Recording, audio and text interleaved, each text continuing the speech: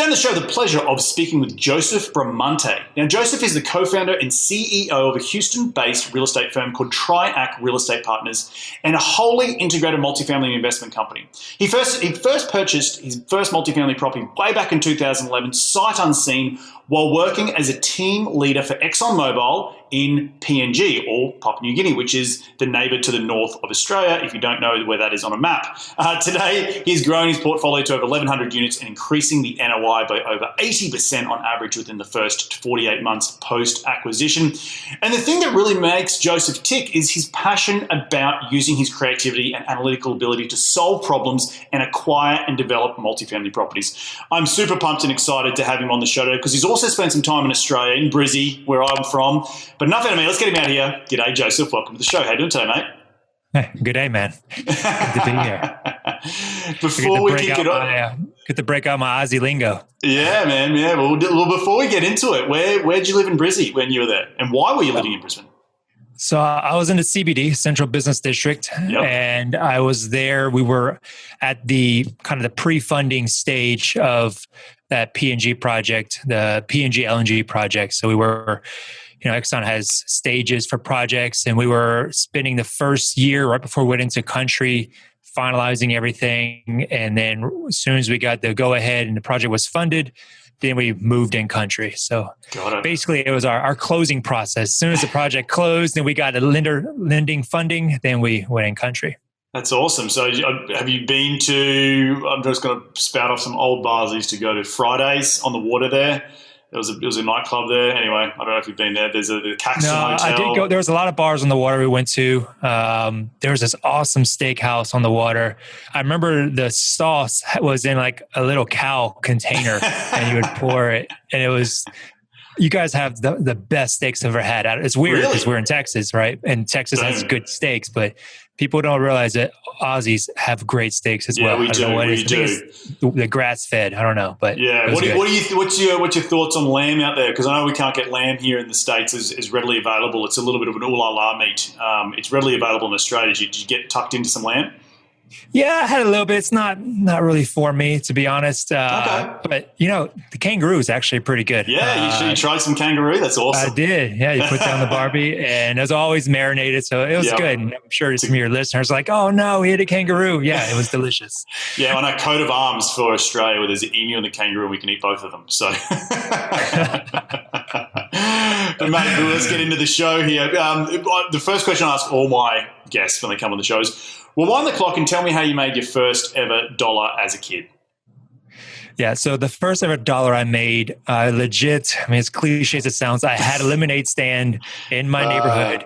And people would go up and down the street and the cars would drive by, they'd give us money or they'd pull up to us and I'd buy lemonade and they thought it was all cute. And I just remember one guy paid me in oyster crackers and I didn't even know what the hell an oyster cracker was. And anyway, it was just some old man paid me an oyster cracker. He's like, hey, I don't have any change, but will this work? And I was like, sure, I'll take that. So gave him a couple of lemonade for an oyster cracker, for a bag of oyster crackers. Yeah. That's awesome, man. That's awesome. Tell me a little bit about your upbringing. You're from Houston, right, originally?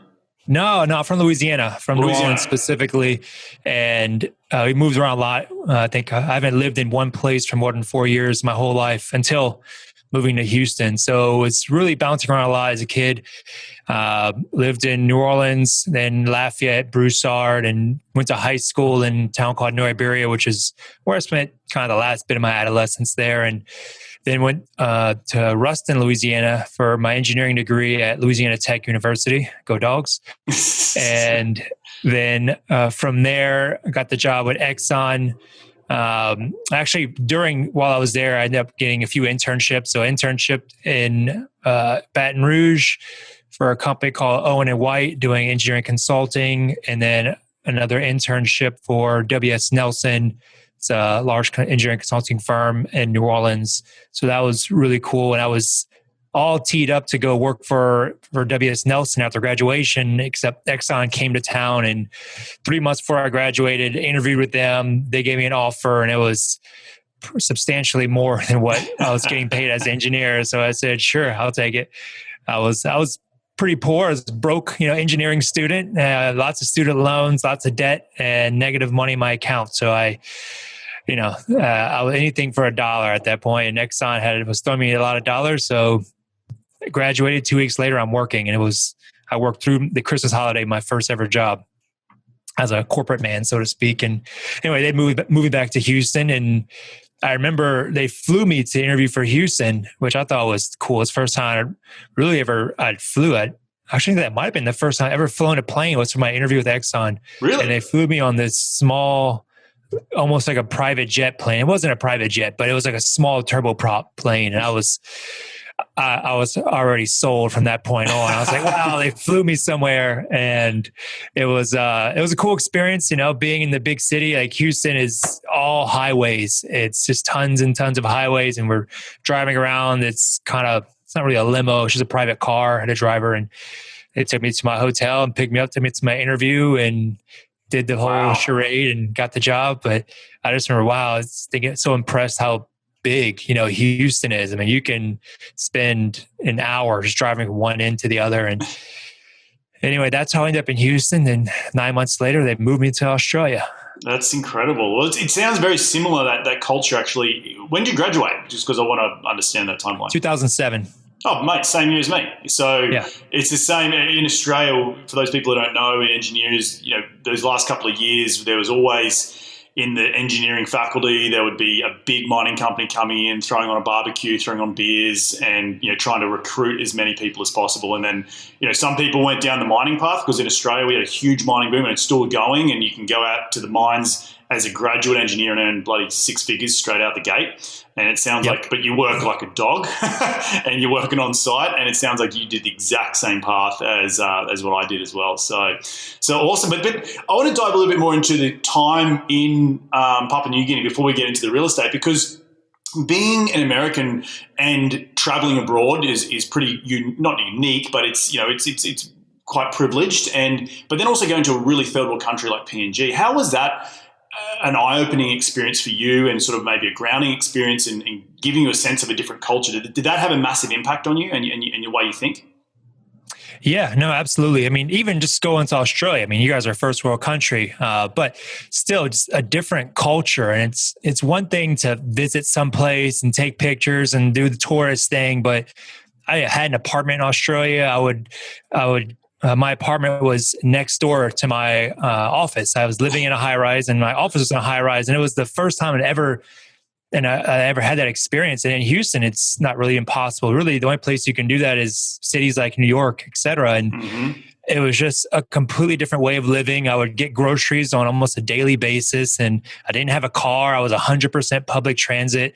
It was just a different way of living, and the viewpoint and the people and just everything was different. And then, but it was a good different. It was a relatable different, it was very similar, but different compared to American culture, versus going into Papua New Guinea was just completely different. No similarities.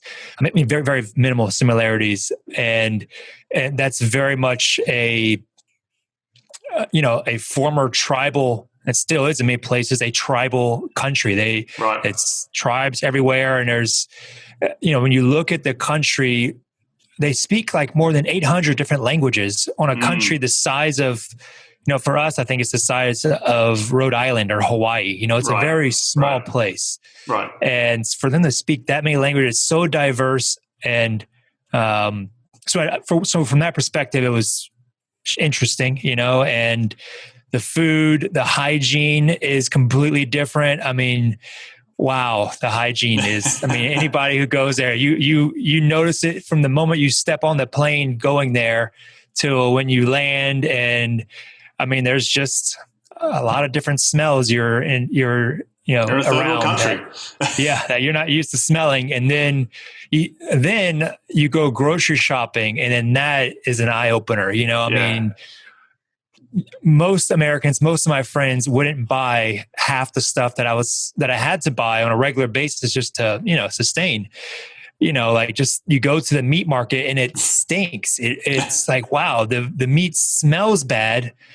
You're buying it. It takes you a while to acclimate to it. But it was interesting from that perspective. Did you get any sort of third world belly sort of, eating the food and taking on getting a little bit sick as, a Western guy coming into a third world country where your gut's got to adjust a little bit? I really wasn't so worried about it. We were taking Malarone every day, which I know that's been in the news, or I think Malaquin's the other one that's been in the news lately. Chloroquine. They're both malaria medicines. I took it daily for 2 years. Yep. And, it was any virus or whatever I ate, that medicine just killed it. So I wasn't really worried about it. But overall, it sounds like it was an incredible experience being a young guy straight out of uni and just in the thick of it in a third world country, and PNG being a pretty rough third world country. And as you said, tribalism is still really quite prevalent up there. I was sitting in my car. If we had drivers, we weren't allowed to drive anywhere. We had like a handful of bars and restaurants we were allowed to go to. And they enforced that by ensuring nobody drove. The driver would take us everywhere. We had call signs to make sure we weren't kidnapped or anything. So it was, but anyway, I remember sitting in the car one day and they had just picked me up from the grocery store. We're pulling out of the driveway and we're in traffic.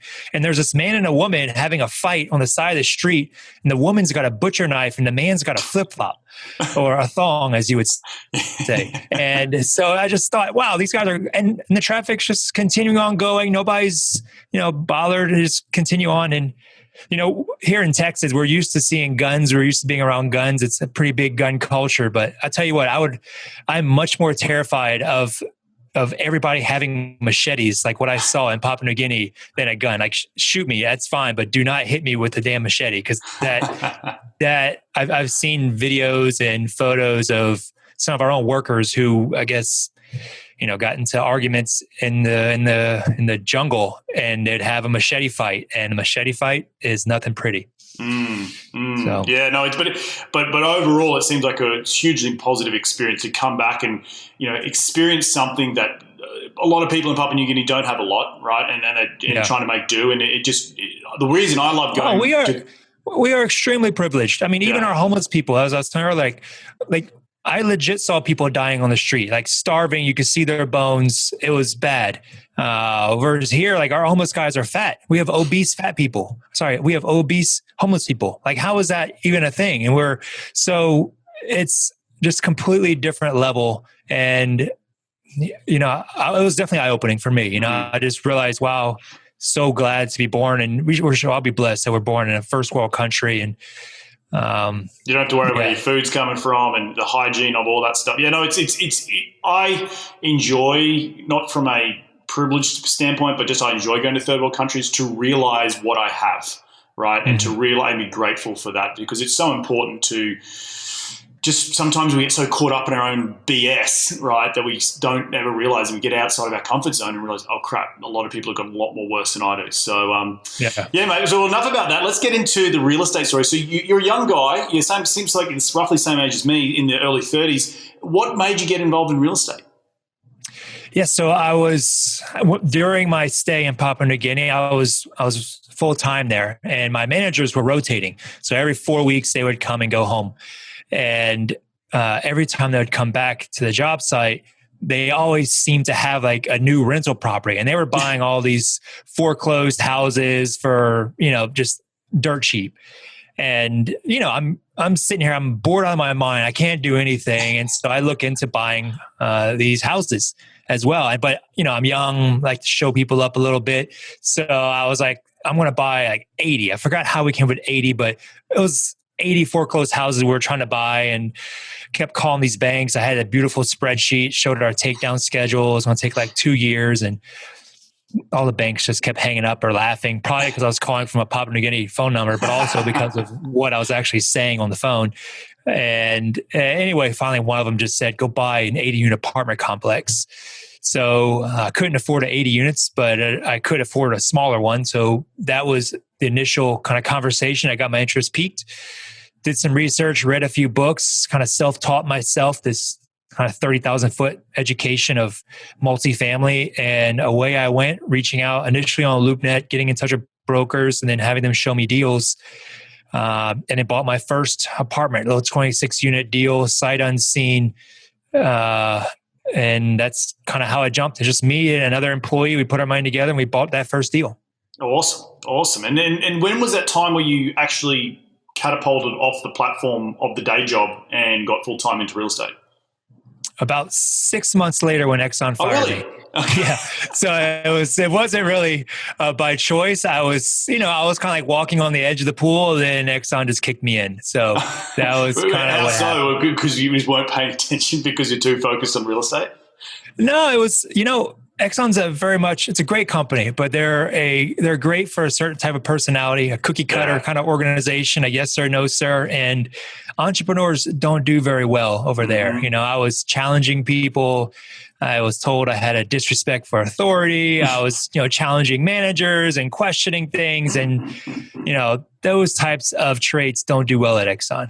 No, I know exactly what you mean. I've spent many months and weeks in the bush on a mine site, on a camp where, it's the same. I know exactly the type of person. I can visualize them standing in front of me, cursing their mouth off, and you're just like, you didn't even know what you're doing, you little whippersnapper, No, but you got to go through that type of stuff to realize what you want in life, and then that spirit of entrepreneurship. So did that spirit come from anywhere growing up, or is that just you sort of, this looks cool and I don't want to be working for some crappy corporation? No, my stepdad's an engineer he's the head engineer for a power company. My mom's an artist, so she's a housewife, but / artist. And, so nobody in my family really owns a business or anything. And I had no intention of owning a business until it just happened. I initially thought I was going to be a career man at Exxon and then have all these properties on the side because I wanted to retire early. But I guess I never really made the connection that retiring early with all these properties means that you're going to own a business. It was, I just thought I was buying an investment property like many other passives will go into. Right. No. Well, and it's super important to highlight that, because I know I can assimilate with you in terms of that need and want to, you discover something. And as the engineering brain, and I've had many engineers, ex-engineers on the show, it's sort of like the unraveling of the thread. It's like all of a sudden you pull out, it's like, what's this here? God. And then all of a sudden it just keeps going, right? And you just keep going deeper and deeper. Exactly. And because you're analytical, you're like, well, this makes so much sense. Like, why am I doing it? Why isn't everyone doing this? And you eventually take the leap of faith. So that's awesome. But I want to talk today about, and we spoke a little bit in the green room before we press record here, is about the type of institutional level project management that you bring, and I hope subsequently also bring, because I came from the engineering background, to your business today that maybe the average guy getting involved in this syndication won't necessarily know. So do you want to start with, we talked earlier about contracts and the type of contracts you want to implement when you are making sure you want to hold your GC's feet to the fire, and really what are your sort of tips and tricks about that? Yeah. So one, you've got to be aware of the size of your project, right? So if you're doing a small rehab and your biggest kind of contract or your biggest scope of work is maybe, below $1 million, you might be okay with a smaller, you got to scale the contract accordingly to the scope of work. For us, we've got an $8 million rehab we're doing on 220 units. So we're doing a monster rehab right now. And I've done other large rehabs as well. And so the real key is make sure you're sizing the contract to fit the scope of work you're doing. And then number two, there's clauses in there, and the standard kind of construction. I forgot what is the name of it? AIM, Architects Institute, the American Institute of Architecture has a stock standard bunch of contracts. Yeah, sorry, keep going. So you can use that one. I don't think we use that one. We use a slightly different one, but I have seen that one before. Talk to an attorney, try and get you an affordable attorney, but they'll have an option for you. But some commonplace things that you want in your contract is, one, you want to have a schedule, at least a preliminary schedule for what's going on. And I think for us, one of the things that we've done is, it's how you do the schedule, right?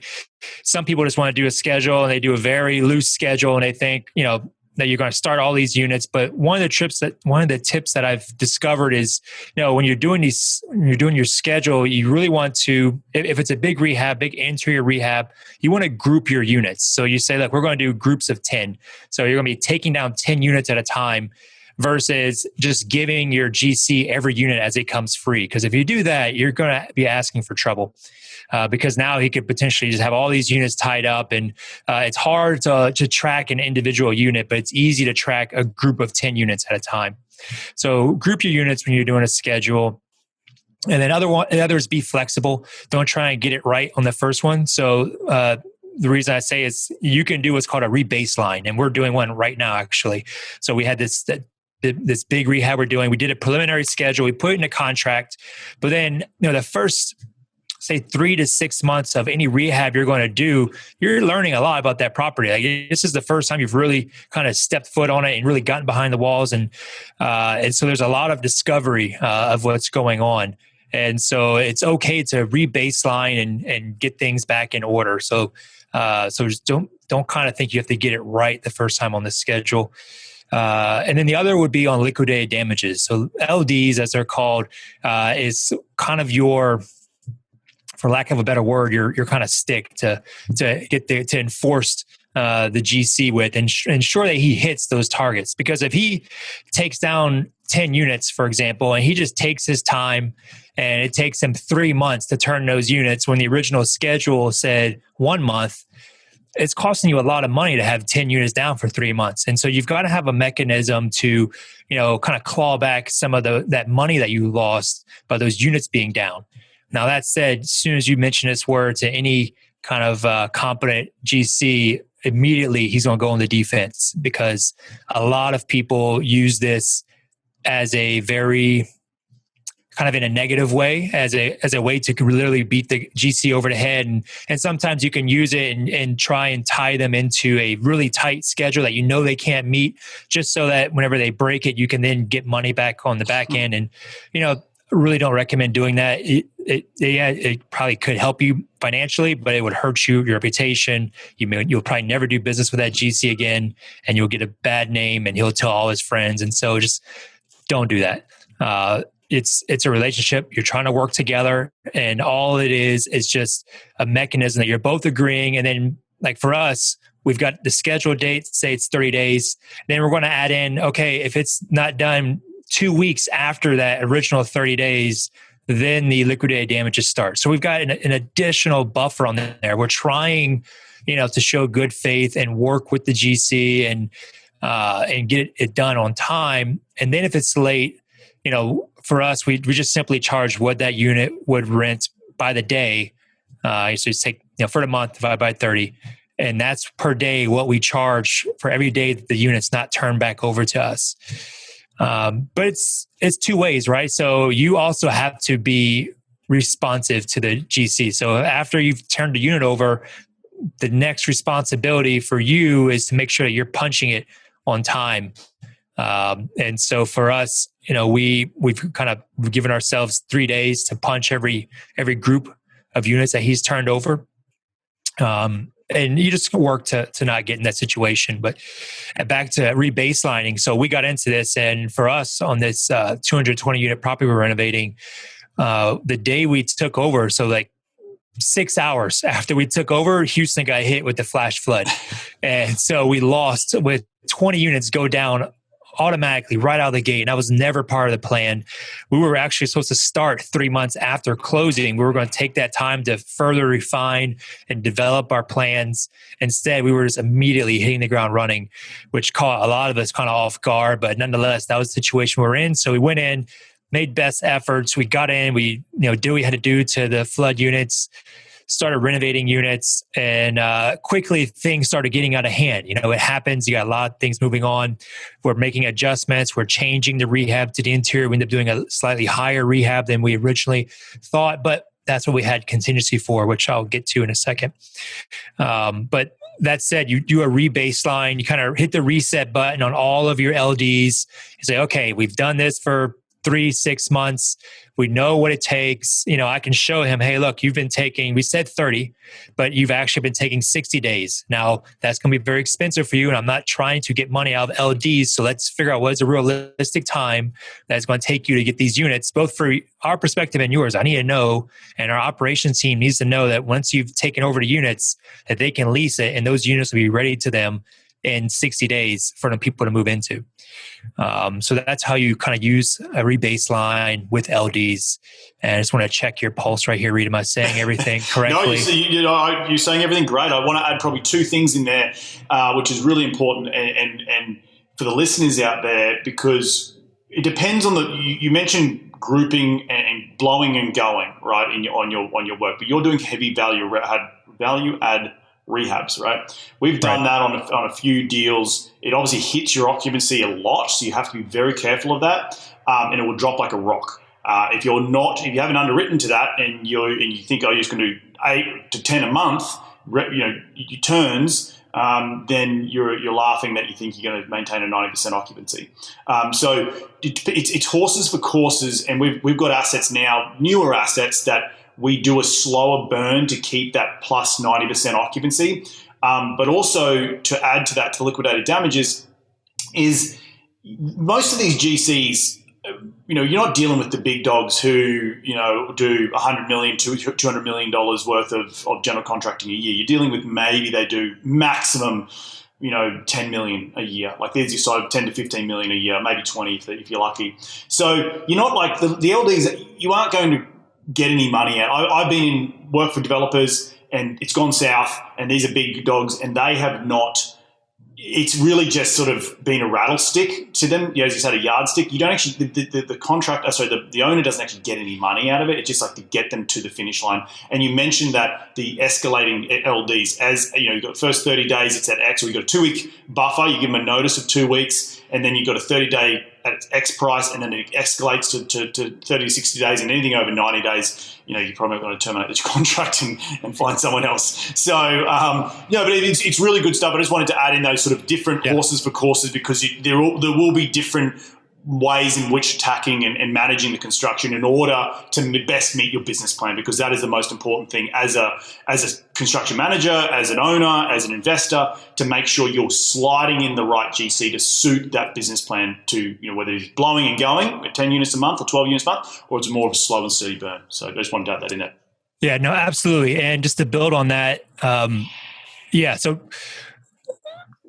for these big rehabs, we're looking at 24 to 36 month durations for that very issue of vacancy management, because it is a big deal, and it will have a tendency to kind of run away from you, particularly because once people start seeing what's going on, if you're doing a big lift like us, we're increasing rent $500. So the residents already kind of get a sense that they're not going to be able to afford to live there. So they're just going to, they think they're doing you a favor by skipping out. They're actually hurting your books because you're depending on their cash flow. And so you're in a weird situation because you're having to backfill with the same previous profile that you're trying to renovate and go to, but then trying to renovate and go to a higher profile. So it's definitely a juggle that you're doing. And then the other issue, or not issue, but just other comment is on those liquidated damages regarding the size of the GC. Absolutely. You can, if you really wanted to, and if these guys really screwed up, you could potentially put some of these guys out of business. It's correct. It could be, and that's not the intent. And if you let it get to that far, then shame on you, not shame on them, because it's, way ahead of time that this thing is out of whack. You should cancel that contract right away and come up with a better solution. The intent is not to let this carry out for the full term and then be like, oh, well, liquidated damages is $2 million. So I need to check now. Right. Typically what happens is it kind of comes out of their retained. So they get 10% retention, and it would, you're going to draw down from that. But hopefully it will never exceed that retention. So, and one thing I want to just jump in there and add is just on once you do get off to the races and you start to develop what I like to shoot for in interior renovations, and it can scale from heavy to lighter, is let the GC do a couple and get to a baseline price. So for the 1 bedrooms, it's X, and for the 2 bedrooms, it's Y. And he may make some money on some units, but he might lose some money on some units. And for me, it helps me with the management of it, because it was like, we said it was $1 a square foot to install flooring. I don't want to see $1.50. You know what I mean? So really squeezing them in. But if you're giving them the volume, they can really get their crews going in there and blowing and going and making sure you get that really stock standard price. So next time around, when you're doing deal number 2 and 3 and 4, it's just rinse and repeat. Like, you know exactly what I want, and we're going to put in this price. You've obviously got to do a couple to get you going, but overall, we want to get to a standardized price, which I think is super important as well from a management point of view. Yeah, that's a hard thing to do. The GC should know what his prices are already. He should be able to, he should know based on a square foot, he's paying so much per square foot. Kind of similar to that is, the concept of test units. So like for us, we did 2 test units with kind of very similar designs. Really, we were just kind of design specking, make sure that we liked it. Because for big rehabs, you got designer, they'll go in and they'll do a full rendering for you, scope it all out. We move the walls around, whatever. But until you actually see it completed, you're not really sure if you're going to love it or not. 2 test units are completely different of each other, got completely different finishes and whatnot, and they're just going to stay that way.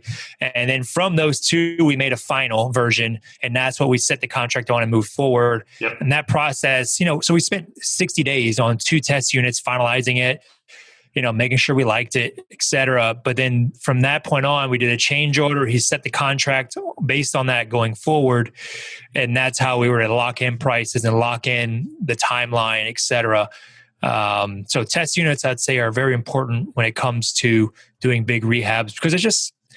And it's going to be the same product, right? Like you may have 2 different tones of cabinets, but look, let's be honest, even in Class A units, and I built Class A, there really is only 2 different styles. One is, it might be dark and your audio.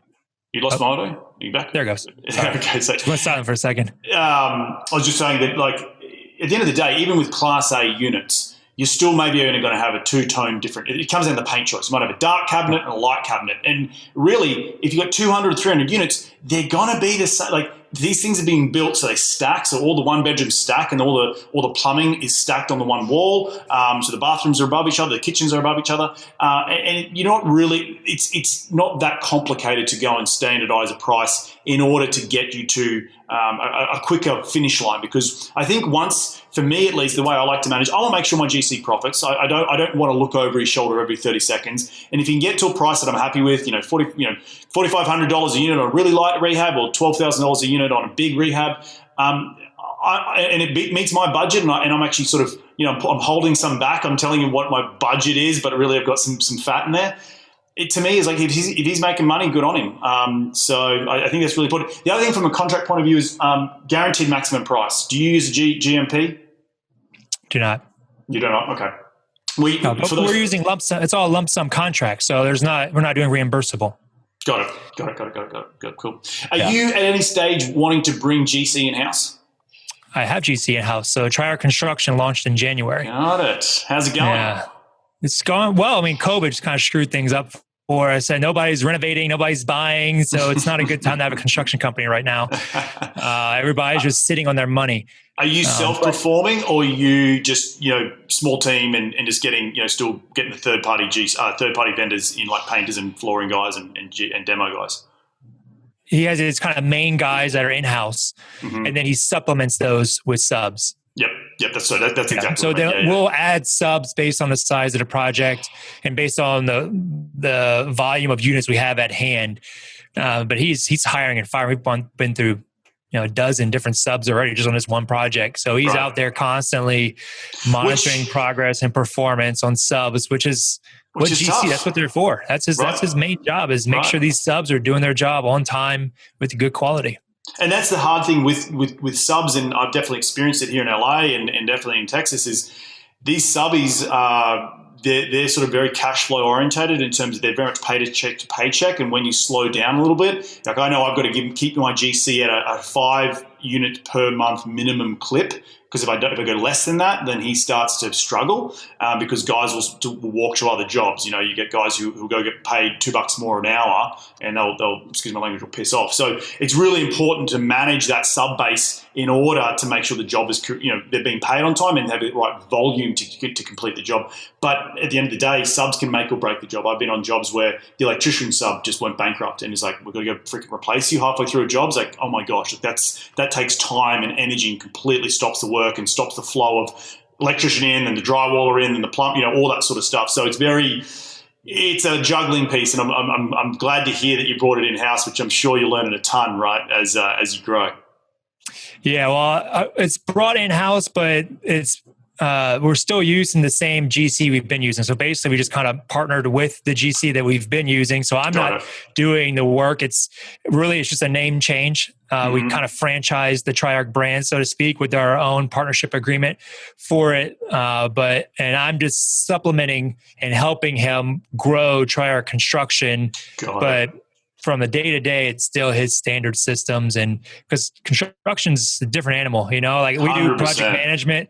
Yep. When they're boots on the ground, like hardcore project management, we're up here at this higher level. So it's different types of project management. And for those people who missed that, it's very smart. What you've essentially done is go JV with an existing contractor who has his systems in place and his little black book, which is what you're paying for, who have all those subs in there, right? And that's what you want to get access to make sure that he's got 6 painters, 6 different painting companies that he can call upon if one stuffs up. He's got a different roofing company, like all the different trades that you want to go in and just boom, boom, boom, boom, boom, and make sure you're negotiating directly. So that's awesome stuff, dude.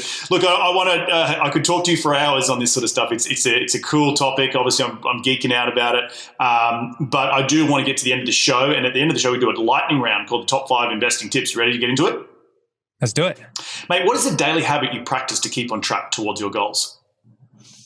Daily habit, which might seem like it has nothing to do with anything, is I just go to gym in the morning. You're a gym guy? Every morning, yeah. I'm in the gym, 5 a.m. and phone's off. It's not with me. And it's kind of my meditation because I just get to think about the day, what I'm going to be doing. Of course, while I'm doing my sets and whatnot. But it's I have a lot of aha moments in the gym when I'm just quiet in my thoughts. Yep. And I'm not a headphones guy. A lot of people are in there with their headphones on. It's just silence. I have a lot of silent time. You and I are cut from the same cloth. I don't run with headsets. I don't work out with headsets. I'm in there, literally no phone whatsoever. I see other people just like scrolling while it's like, hurry up and finish. I want to use the bench, dude. Yeah. They're working their thumbs more than anything in the gym. Love it, man. Love it. Question number 2 is, who's been the most influential person in your career to date? The most influential person in my career to date. That's a tough one. I got to think about that. It'd probably be my 2 partners. We're partnered together back in 2013, and they've really they've brought so much property management experience and kind of mentored me and showed me what's possible, what's not possible. Because as you know, I came from oil and gas, ExxonMobil, and so we're trying to geek out and do all these little things that we learned in the engineering world, that in the project manager world that don't necessarily apply to multifamily. And then also we all watch podcasts and we see all the advertisements for all the different 1,000 different marketing or whatever things you can do, and it's very easy to get distracted in this industry.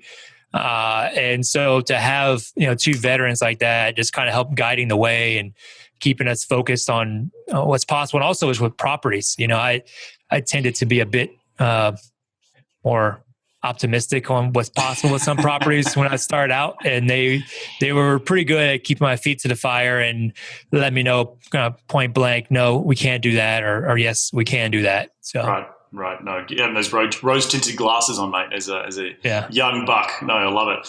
Question number 3 is, what's the most influential tool in your business? And when I say tool, it could be a journal or a phone, or it could be a piece of software that you use on a daily basis. So what is it?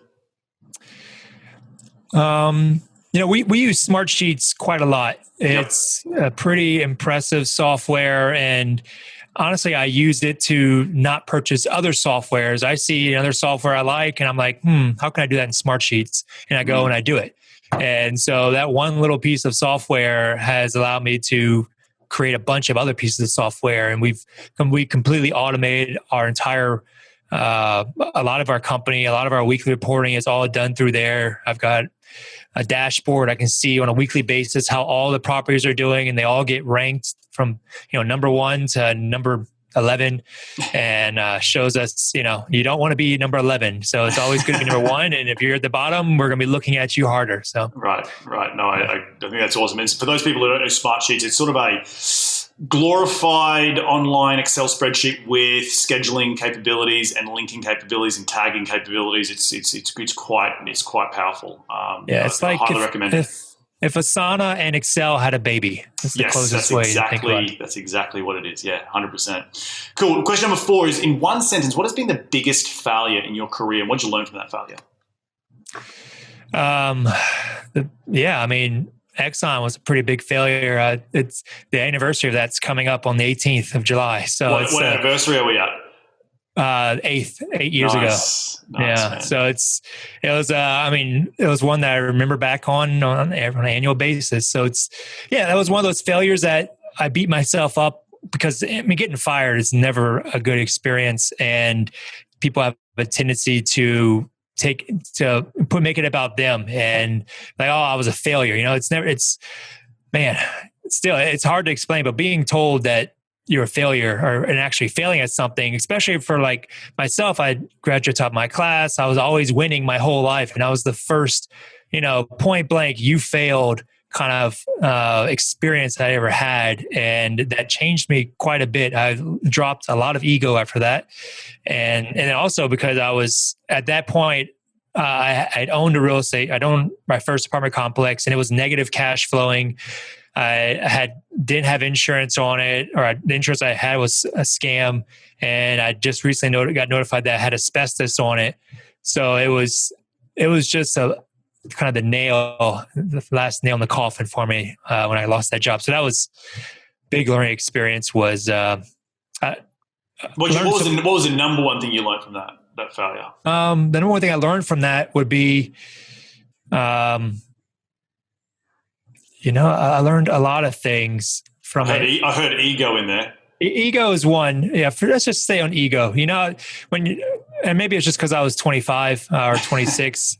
You feel a bit invincible, and I think it's good for people to get kind of checked, so to speak, at least once in their life, and let them know, no, you're normal. You can be hurt. And I think at that point, I felt pretty invincible my whole life because nothing had actually really hurt me that much. I'd been through some hard times, but I'd been able to maneuver around it. And just like in this one, I maneuvered around it. And that was the other thing I learned, that I just leaned on my perseverance. Like the next day I dropped 10 grand, joined a real estate group. I was hurt for a little while, but I wasn't going to stay down. I found a solution. I got out of it. And so I kind of learned I was stronger than I was. So, it's one of those things that you think that, man, you lose your job, it's the end of the world. And no, I lost my job on a negative cash flowing property. I'm still here. So awesome, dude. Well, last question is, where can people reach you to continue the conversation? They want to be in your sphere. Where do they go? So just reach out on LinkedIn. Pretty active on there. Otherwise, they can go to our website, triarchrep.com. There's a dozen different options to get in touch with us. They can get in touch directly with me, or they want to get in touch with, our construction team or our property management, whatever.